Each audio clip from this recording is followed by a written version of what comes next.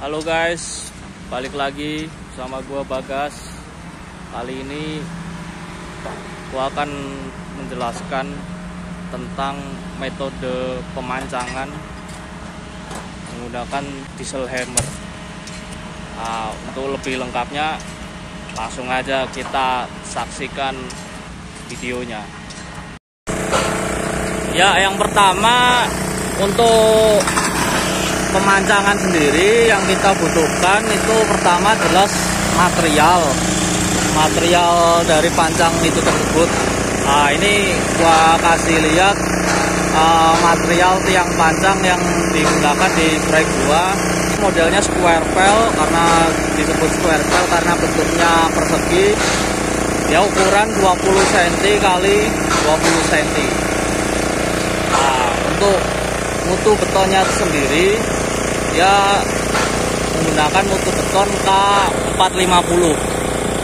Nah, karena ini berdasarkan hasil penyelidikan tanah di proyek gua ini, untuk mencapai tanah keras di kedalaman 24 meter, ada yang 24, ada yang 21 meter, bervariasi. Nah, itu makanya kita menggunakan konfigurasi tiang 6-6-6-3.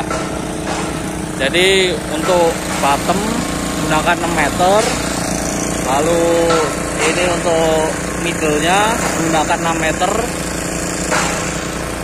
lalu untuk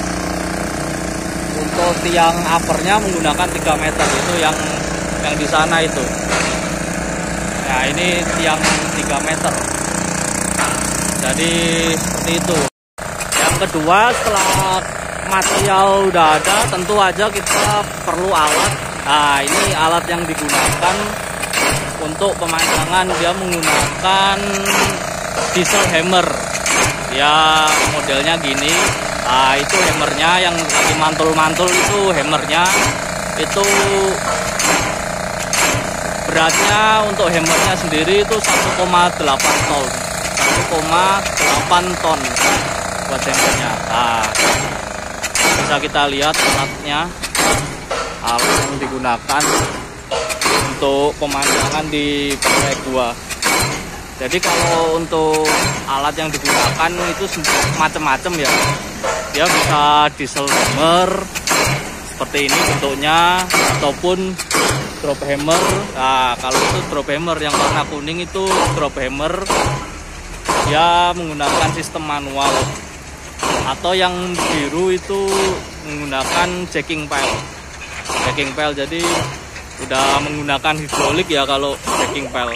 Sebenarnya ada satu lagi yang alat pancang yang digunakan itu lebih modern, dia HSPD, cuma untuk di proyek gua dia nggak pakai HSPD ya, jadi cuma ada 3 jenis alat aja. Ya, selanjutnya sebelum kita mau mulai pemancangan, kita mesti menentukan titik pancang dulu ya. Jadi titik pancang ditentukan berdasarkan koordinat dan gambar yang sudah direncanakan. Jadi nanti surveyor akan menentukan titik.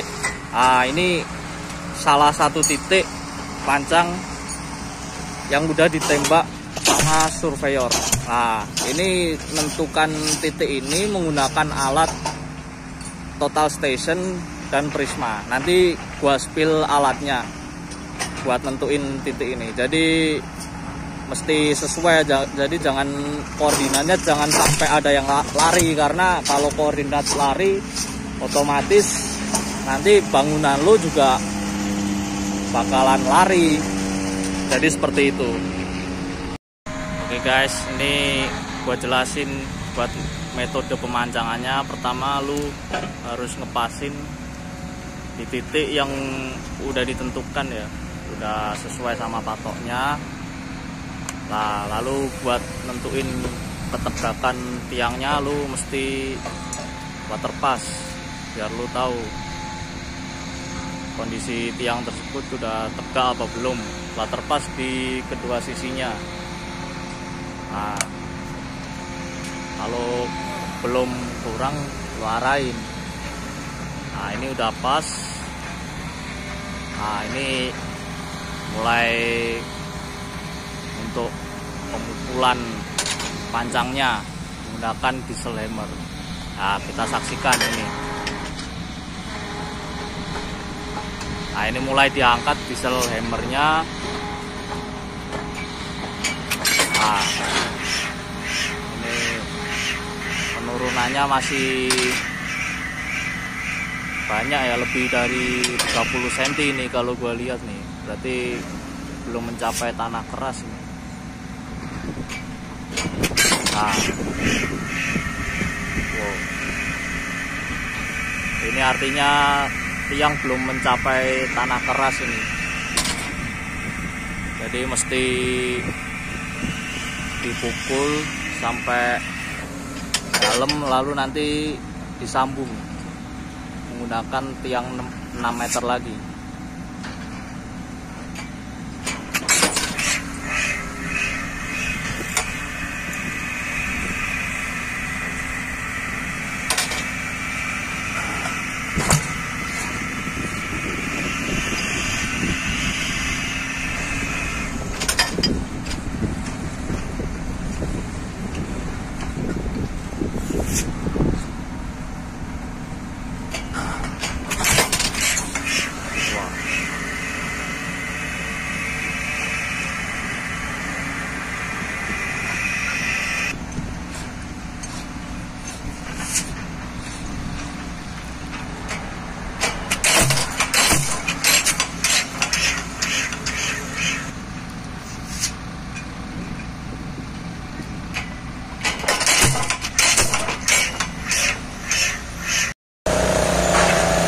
Ya kita saksikan guys, ini proses penyambungan tiang.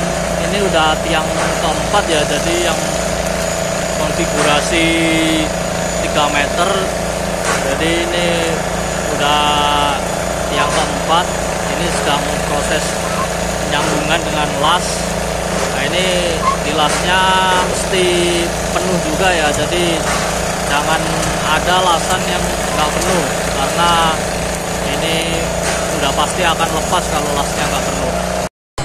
Ya ini proses pengambilan kalendering tiang pancang. Jadi ketika tanah udah kedalaman tiang udah mencapai tanah keras, mulai dilaksanakan proses kalendering. Jadi itu 10 pukulan terakhir mesti dicatat penurunannya, tidak boleh lebih dari 1 cm. Oke guys, jadi kesimpulannya ketika kita melaksanakan pekerjaan pemanjangan, yang pertama adalah kita mesti tahu hasil penyelidikan tanah, yaitu level kedalaman tanah keras ada di elevasi berapa meter. Nah, lalu setelah itu kita siapkan material beserta alat kerjanya. Lalu kita siapkan juga titik pancang yang sudah sesuai dengan koordinat rencana. Nah, setelah itu semua siap, lalu kita bisa melakukan pekerjaan pemancangan seperti yang saya jelaskan tadi. Nah, ketika pemancangan udah mencapai kedalaman tanah keras, itu perlu dilakukan kalendering.